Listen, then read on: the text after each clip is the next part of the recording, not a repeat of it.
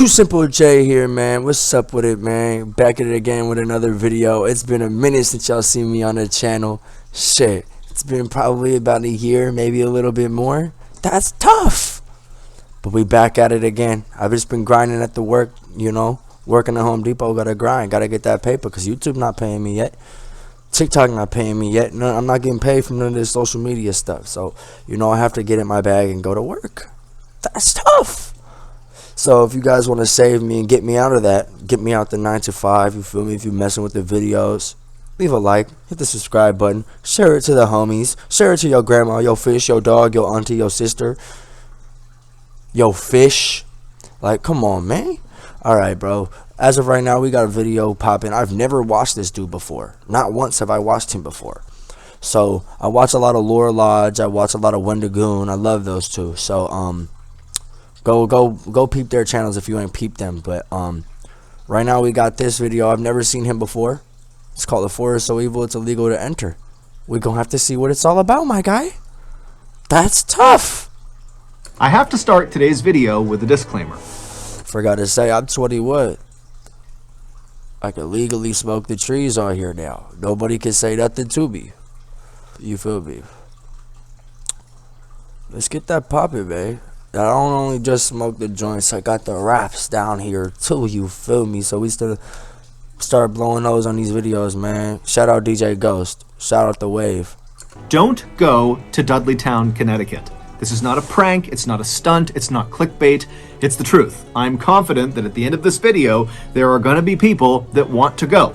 Don't do it. One, it's illegal to go to Dudleytown. It's private property. Shadow, come here. And two, as you'll see in today's video, there is a reason why people abandoned Dudleytown. It is not a safe place for people. But before we get into the story about Dudleytown, if you're a fan of the strange, dark, and mysterious delivered in story format, then you've come to the right place, because that's all we do, and we upload once a week. So, if that's of interest to you, the next time the like button is playing an intense game of online FIFA, wait until they get the lead and then unplug their Wi-Fi. Also, please subscribe to our channel and turn on all notifications so you don't miss any of our weekly uploads. Okay, let's get into today's story.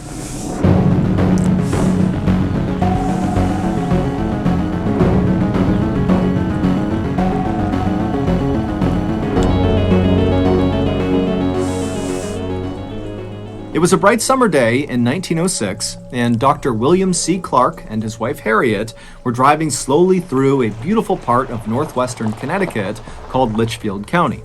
Litchfield is a rural, very hilly area with lots of winding country roads, and the Clarks were there to try to scout. By the way, I do not promote smoking.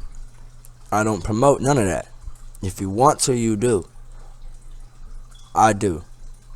You make your own decisions, because I know way too many people that be trying to force people to smoke. Like, unless the homie used to smoke and he stopped smoking, man, that's crazy. Scout out an area to build their second home. The couple lived full-time in New York City, where Dr. Clark was an oncologist, which is a cancer doctor, and he was also a professor at the Columbia College of Physicians and Surgeons. And while the Clarks' lives were very exciting and fulfilling in the city, they were also very hectic and chaotic, and so the reason they had settled on Litchfield as the place to look for a location for their second home is because it was the total opposite of the city. It was quiet, it was peaceful, it was perfect. And so as this couple from New York City drove along these winding backcountry roads, they eventually reached this beautiful covered wooded bridge, and after they drove across it, they got this view up onto this mountainside off to their right, and high up on this mountain was this huge, shaded, beautiful forest. And they saw there was a road that appeared to kind of spider off and go into these woods.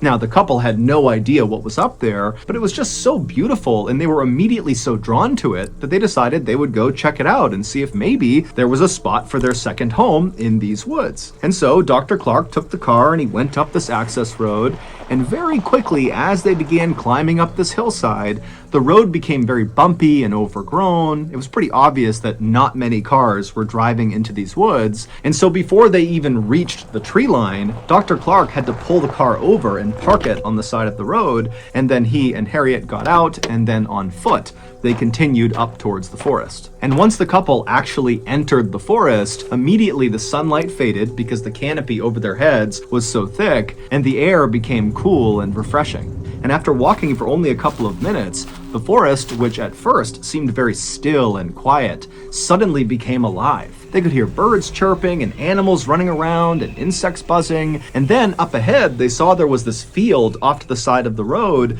that was full of all these wild apple trees growing in all different directions. And as they got closer, they saw there was just a deer right in the middle of the apple trees eating apples directly off the branches. And then just past all these apple trees, the couple began passing these huge, beautiful patches of roses and lilacs and bright yellow bitter tansy flowers that lined the road. And then before long, the couple was stepping over these babbling brooks, and off in the distance, they could hear the sound of running water like fresh spring water coming down off the mountain. And then, as the sun did begin to poke through the canopy above them, it almost looked like the forest was sparkling, literally. This forest was sitting on a hillside, and the hillside, which was made up of rock, had mica inside of it. And mica is a kind of mineral that when sunlight hits it, it almost looks like it's shimmering. And of course, there were the owls. As Dr. Clark and his wife walked farther and farther into this beautiful forest, they heard more and more owls hooting off in the distance. And to the Clarks, this made the forest feel enchanted. It was like the owls were personally greeting them. By the time the couple had turned around and begun heading back to their car, they had already made up their mind that they were going to build their second home in that forest. And so, after returning to their home in New York, they promptly put in the paperwork to purchase 1,000 acres inside of that Connecticut forest. And that forest had a name. It was called Dark Entry, and it was named that because it looked like from the outside, the forest was basically dark all the time. There was shade cast on it from mountains nearby, and then also the canopy inside of Dark Entry is exceptionally thick. At one time, there actually had been a town inside of Dark Entry Forest. However, all the people who had lived in that town were now all gone. The only remnants of this town were a couple of crumbling stone walls and a couple of home foundations that were scattered about the Dark Entry forest floor. The Clarks had seen some of these ruins as they walked along this overgrown path through the forest, but they weren't concerned. Instead, they felt like these ruins actually added some charm to the forest. After the land purchase was finalized, Dr. Clark began looking for local builders in Connecticut who could help him build this second home inside of Dark Entry. All right, hold the fuck up. Hey, yo. This dude's voice is kind of annoying. Like, I'm 5 minutes in, 6 minutes in, give or take. And I'm annoyed with his voice. Like, I'm gonna get through the video, but like, bro, Wendigoon and Lord Lodge, at least their voice isn't annoying. I could listen to them for their hour-long videos, and I'm not like, ugh. This dude, I'm like, I really don't want to listen to you, bro. That's crazy. Tree forest. But no matter how much money he offered these local Connecticut builders, they all said no. Now, none of them gave a straight answer to Dr. Clark about why they were turning him down, so Dr. Clark just kind of assumed that, hey, this project is not huge, it's just one house, and the forest is pretty isolated and hard to get to, and so he thought, probably these builders think it's not worth the effort. But Dr. Clark was not discouraged. He decided he would just build the house himself. After all, he was a very handy, competent guy who had grown up on a farm in New Jersey, and so he knew how to build things. And so, for the next several months, Dr. Clark would travel from New York City to Dark Entry Forest every weekend, and he would build this home. First, he cut down this massive swath of hemlock trees on this one flat patch of his land, and then with all this lumber he had cut down, he built his rustic two-story cabin on this flat part of his land. And then nearby on this hilltop, there was a freshwater spring at the top, and so he laid piping from the spring into his cabin so they could have fresh water. And then at the bottom of this nearby hill was this brook, and Dr. Clark loved just standing and watching this brook because inside of it were all these trout that would dart all around. And so Dr. Clark built a swimming pool with beautiful mossy embankments right up against this brook so he could sit there and watch the fish. By Thanksgiving of that year, the cabin was done, and so Dr. Clark and his wife Harriet, they stayed at the cabin to celebrate the holiday. And as they were sitting in their swimming pool watching the trout and listening to the owls hoot off in the distance, they both agreed that this second home was like their little piece of heaven. So every summer from there on out, and every major holiday that they could manage it, the Clarks would travel to their home in Dark Entry Forest, and they would swim and hike and relax, and they'd watch the leaves on the mountainside turn from green to bright yellows and oranges and reds.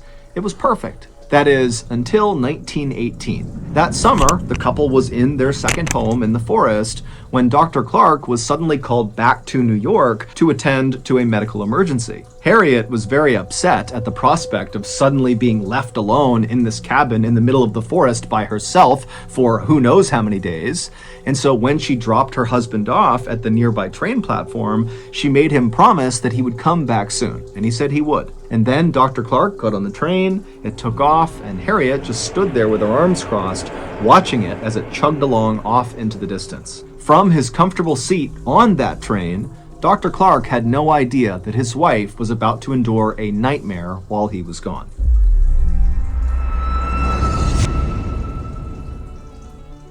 We've all been there. Your guests are on their way over to your house for your big New Year's Eve party, and right as they pull into your driveway, you realize you've overnogged your smoked chicken gallbladder eggnog. And so with minutes to spare, corn, iced beans, or even adding a protein, food and drink, I'm not getting paid. when the Clarks bought their 1,000 acres in the Dark Sorry. Entry Forest, they did virtually no research on the That's forest tough. or the surrounding area. If they had, they very likely would not have purchased that land. You see, the town that used to be inside of the Dark Entry Forest, that was now just ruins that the Clarks saw when they first walked around inside of the forest, was abandoned for a very specific reason.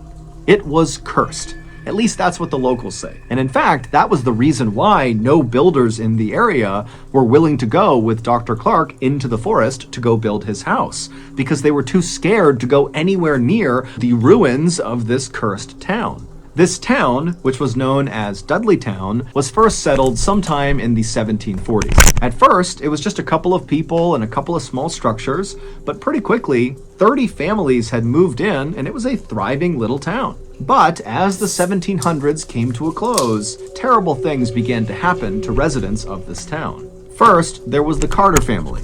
They moved to Dudleytown in 1759, and shortly after arriving there, 6 members of their family all died suddenly from cholera. The remaining branch of the Carter family was so grief-stricken from their losses that they left Dudleytown and went to New York, where they resettled. But almost immediately after getting set up there, Native Americans raided their property and massacred them, and the 3 people that survived this massacre were 3 of the kids, and they were all kidnapped and taken away. In 1792, a Dudley resident named Hollister died suddenly.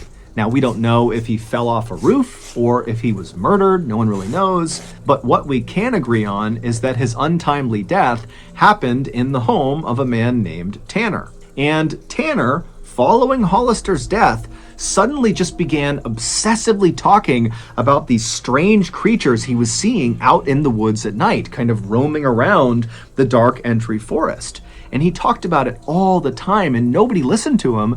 And eventually, Tanner went insane, and his daughter had to care for him for the rest of his life. And while Tanner was slowly losing his mind, his next-door neighbor, named Abel, also began reporting that he was seeing weird creatures roaming around the tree line all around the town. And as Abel continued to report seeing these strange creatures lurking in the shadows, he too slowly went mad and had to be cared for until his death. In the early 1800s, a famous Revolutionary War hero, General Herman Swift, who lived in Dudleytown, lost his mind shortly after his wife was struck by lightning. And then in 1813, an unknown epidemic rolled through Dudleytown and killed many of its residents. After that, more and more residents of Dudleytown either died suddenly or died mysteriously, and also more and more residents began coming forward with stories about having seen these strange, shadowy creatures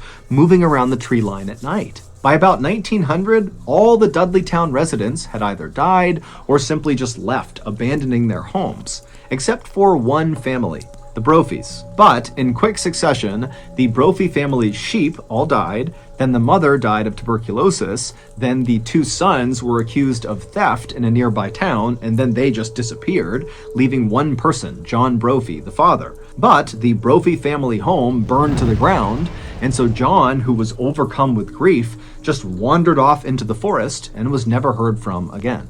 At that point, Dudleytown officially became a ghost town. No one lived there. And it was at that point, in 1906, when Dr. Clark and Harriet had their beautiful summer's day walk through the forest and discovered where they wanted to build their second home. So, fast forward back to 1918, and Dr. Clark, he's on his medical emergency leave to New York. It winds up being very quick. He's back on a train within 36 hours, and he pulls into the station right near Dark Entry Forest, and he's expecting to see Harriet waiting on the platform for him. But when the train rolled into the station, she wasn't there. Now, Dr. Clark was not a superstitious person, but for some reason, when he didn't see his wife there, he just felt like something was off. There's no reason she wouldn't have come out here to greet him. I mean, she was worried about being all alone in the cabin, and she knew he was going to be arriving at that moment. And so, feeling a little bit panicked, Dr. Clark left the train station and on foot made his way over to the Dark Entry Forest. And when he got there and began walking on that overgrown road path that led to his house,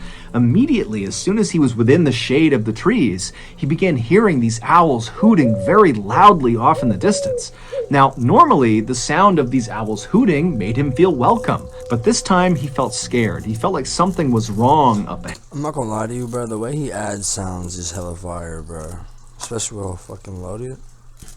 Gas. And so he began jogging through the forest, and it's very dark, and all he can hear is the sound of these owls, and it's getting louder and louder and louder, and then finally he reaches the clearing where his property is. And at this point, it's a cacophony of owls hooting practically right on top of him, and he looks up towards his house up on this hill, and he sees the front door is slightly open. And so now, with his heart racing, wondering what's going on with his wife, Dr. Clark runs up to his front porch, he gets to the door, and he flings it open the rest of the way, and then right before he stepped into his house, this sudden high-pitched noise began up on the second floor inside of his house. And it was so startling to Dr. Clark that he just froze where he was. And so suddenly it's so loud from the owls all around him and the woods behind him and whatever this noise is that he just stood there unsure what to do. And so as he's sitting there getting the courage up to go investigate his house, he realizes what this high-pitched noise is.